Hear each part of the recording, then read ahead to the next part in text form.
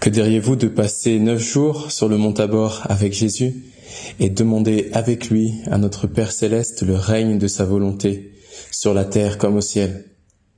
Voilà l'appel qu'a reçu Faustina et tout le groupe du Cénacle Queen of Light, Cénacle qu'avait formé le Père Brown, dont les vidéos sont régulièrement postées sur Amen Fiat, pour justement rassembler les enfants de la divine volonté autour de cette prière pendant 9 jours, à savoir du 6 août minuit jusqu'au 14 août, veille de la fête de l'Assomption, ou encore la fête de la divine volonté, et ainsi rassembler donc tous ces enfants sur cette seule prière, que ton règne vienne, que ta volonté soit faite sur la terre comme au ciel. Et donc ensemble, de prier les rondes pendant ces 9 jours, dans la création, dans la rédemption, dans la sanctification. La méthode est très simple. Il y a 2 moyens, pour nous dire, pour y participer.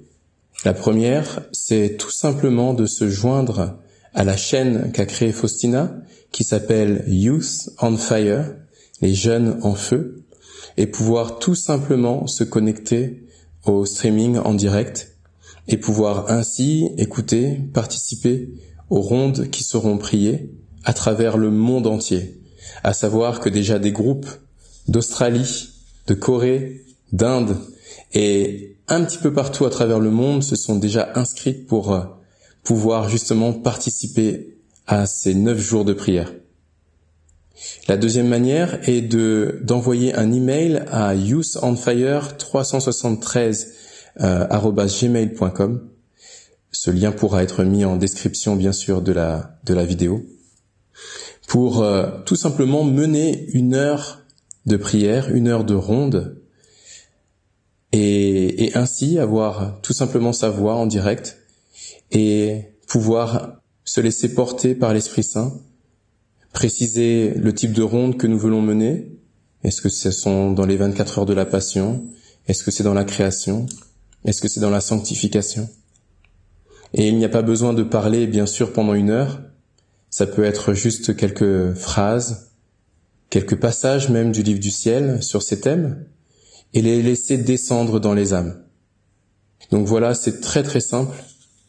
Nous pouvons tous y participer et offrir ce sacrifice pour allumer encore plus ce grand feu que le Seigneur veut faire descendre dans les âmes, enflammer les âmes de son Esprit Saint, les transformer pour que son règne vienne.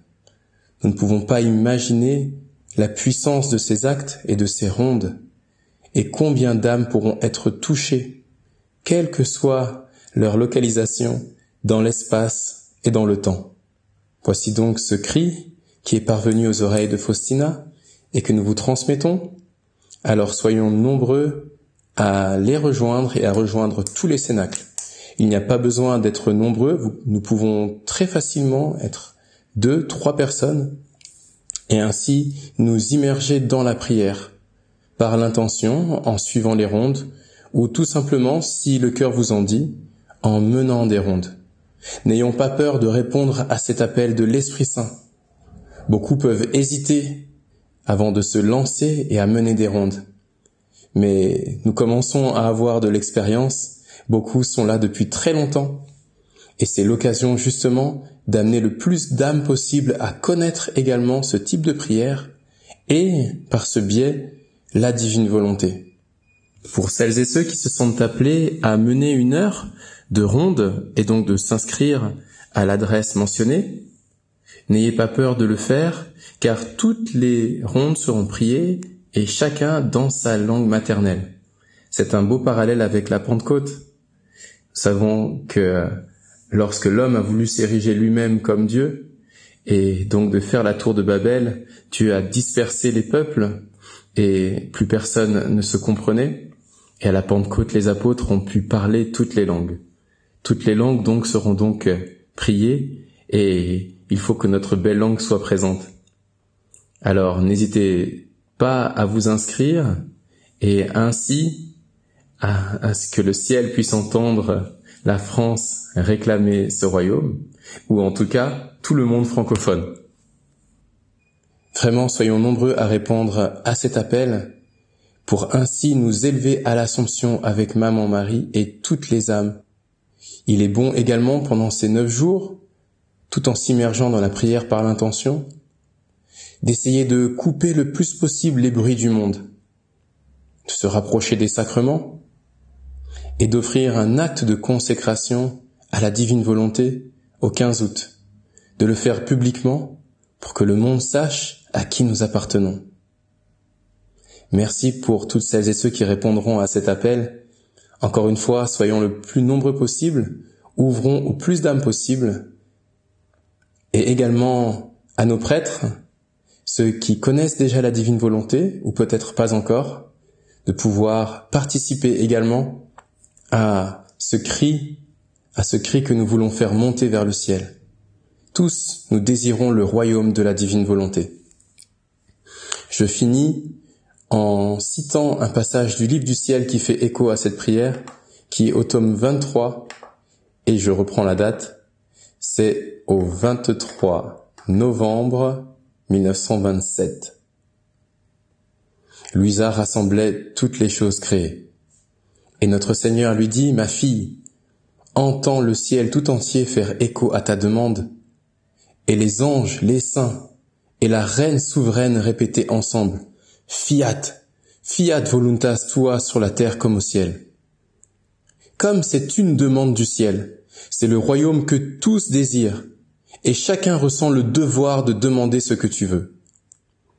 Tous sentent en eux-mêmes la force du pouvoir de ma divine volonté, dont tous sont animés, et ils répètent que la volonté du ciel soit une avec la terre.